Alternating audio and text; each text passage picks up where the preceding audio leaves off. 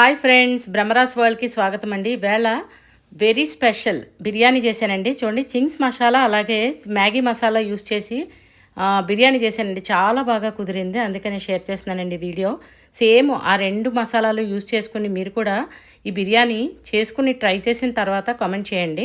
అలాగే చూడండి, దానికి బాస్మతి రైస్ అండి. ఒక కప్పు బాస్మతి రైస్కి ఎప్పుడు చెప్తుంటాను కదా, 1.5 కప్ వాటర్ అయితే మనకి బిర్యానీ పర్ఫెక్ట్గా విడివిడిలాడుతూ వస్తుందండి. అలాగే మనం ఎప్పుడు వండిన తర్వాత కుక్కర్లో వదిలేయకుండా అదేమో సెపరేట్ చేసుకుని కాసేపు వెయిట్ చేస్తే కనుక సేమ్ హోటల్ వాడిచ్చే బిర్యానీ లాగా విడివిడిగా వస్తుందండి. దానికి చూడండి, మనం కాయగూర ముక్కలండి మన దగ్గర ఎన్ని ఉంటే అన్ని బిర్యానీ అన్నాం కదా వేసుకోవచ్చు.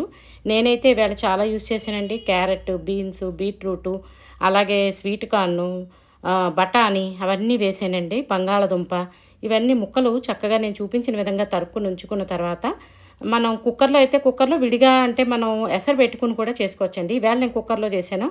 ఆ కుక్కర్లో ఒక స్పూన్ బటర్, ఒక స్పూన్ ఆయిల్ వేసిన తర్వాత మనం చూడండి కొద్దిగా వెల్లుల్లిపాయ దంచి వేసుకుంటే బాగుంటుందండి. అలాగే బిర్యానీ ఆకు, ఉల్లిపాయ ముక్కలు ఇవన్నీ మంచి కలర్ వచ్చిన తర్వాత బిర్యానీ అన్నాం కాబట్టి చిన్న ఎర్రకారం వేసుకుంటే బాగుంటుంది. అలాగే చింగ్స్ మసాలా అన్నాను కదండి, చింగ్స్ మసాలా అలాగే మ్యాగీ మసాలా ఈ 2 ప్యాకెట్లు కూడా ఒక్కొక్క ప్యాకెట్ వేసుకుంటే బాగుంటుంది ఒక కప్పుకి.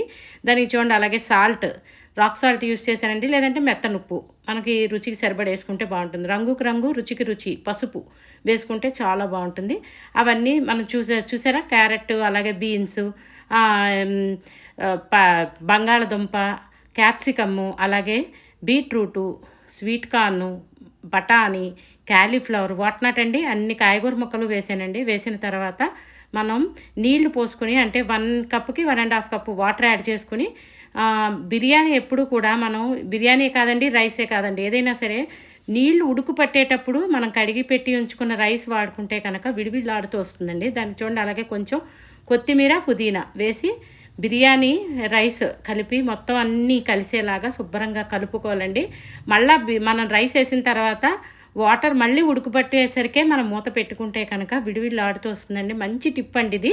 అంటే మెయిన్ ఉడుకుపెట్టేటప్పుడు మనం కుక్కర్కి మూత పెట్టుకోవడం అదొకటి, ప్లస్ మనం బియ్యం కడిగి ఉంచుకున్నవి ఓడిచి ఉంచుకోవడం చేస్తే కనుక బిర్యానీ విడివిడిలాడుతూ ఉంటుంది. చెప్పాను కదా, ఎప్పుడు కూడా కుక్కర్లో వండిన బిర్యానీని అయితే అలా సెపరేట్ చేసేయాలండి.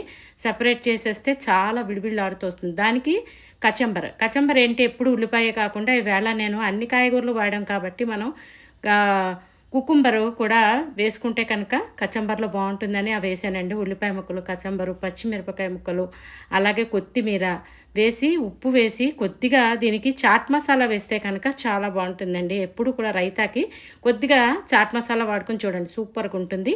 ఇవన్నీ కూడా హోటల్లో టేస్ట్ లాగే వస్తాయండి, మన ఇంట్లో వండుకున్నా సరే.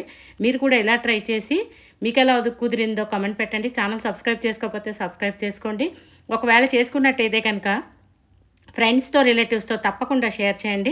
చూడండి, అస్సలు అంటుకోకుండా ఎలా వచ్చిందో విడివిళ్ళాడుతూ వస్తుందండి. వేడిగా తీసుకున్నా సరే, చల్లారినా సరే చక్కగా విడివిళ్ళాడుతూ పొడి పొడిగా ఉంటుందండి బిర్యానీ. మీరు కూడా తప్పకుండా సేమ్ టిప్స్ వాడి మీరు కూడా ఇలా చేసుకుని తిన్న తర్వాత ఎలా వచ్చిందో కామెంట్ చేయండి.